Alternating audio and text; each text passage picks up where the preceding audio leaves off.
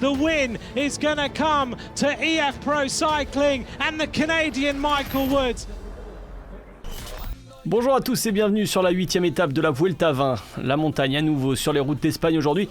164 km entre Logroño et l'Alto de Moncalvillo. Une dernière ascension longue de plus de 8 km à plus de 9% de pente moyenne. Et voilà les favoris partis pour s'expliquer de nouveau et faire bouger le classement général. En parlant de favoris, Primoz Roglic perd l'un de ses alliés de poids dans sa quête de maillot rouge. Il s'agit du néerlandais Tom Dumoulin, de même que l'ex-coureur du top 20 Kenny Lisson, le français de la Trek Segafredo, deux coureurs qui n'ont pas pris le départ de cette étape. Aujourd'hui, il faut une vingtaine de kilomètres pour que l'échappée se dessine, avec quelques têtes connues comme Rui Costa, l'ancien champion du monde, ou encore Angel Madrazo et Rémi Cavagna, quasiment à l'attaque tous les jours depuis le départ il y a une semaine. Avec eux, on retrouve Sainte de Wulf, déjà offensif hier, mais également Robert Stannard, Julien Simon et Benjamin Dibol. Les hommes de tête parviennent à faire grimper l'écart à plus de 5 minutes à 80 km de l'arrivée, alors que les premiers contreforts de la journée approchent. Peu avant le Puerto de la Raza, deux hommes sont sortis du peloton en chasse-patate, deux coéquipiers de la Cara Rural, Joan Garcia et Hector Saez. Mais ils éprouvent de grandes difficultés à boucher le trou qui les sépare de la tête de course, d'autant que les Movistar accélèrent le rythme au pied de la première ascension de la journée.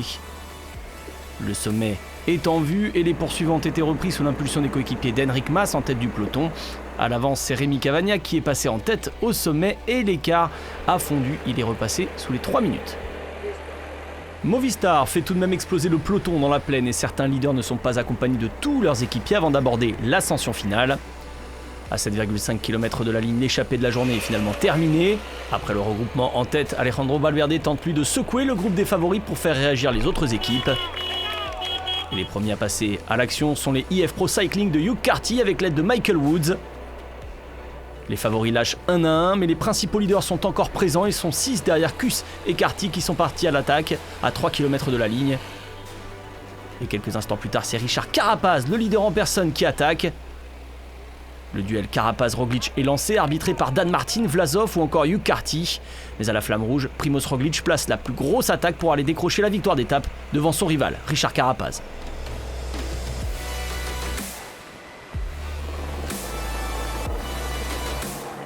It is going to be a win for Primoz Roglic. 100 meters to go inside the rush to the finish. And now he turns back the disappointment of Sunday to a stage victory on the top of Alto de Moncalvillo. It's a wonderful win for Primoz Roglic.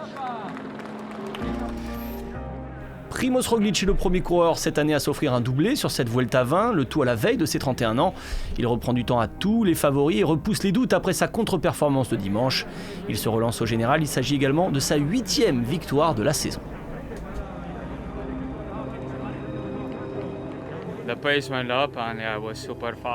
Le rythme s'est accéléré, c'était super dur avant la montée finale.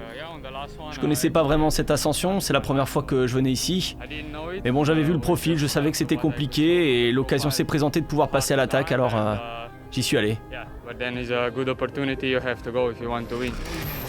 Roglic remporte sa 2e victoire sur la Vuelta 20, le vainqueur sortant devant sur la ligne le leader du général Richard Carapaz et Dan Martin.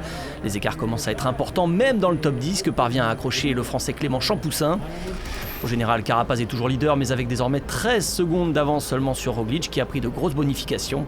Avec cette victoire, Dan Martin est devant Hugh Carty sur le podium, Enric Mas décroche un peu plus, et le reste des coureurs est ensuite à plus de 3 minutes.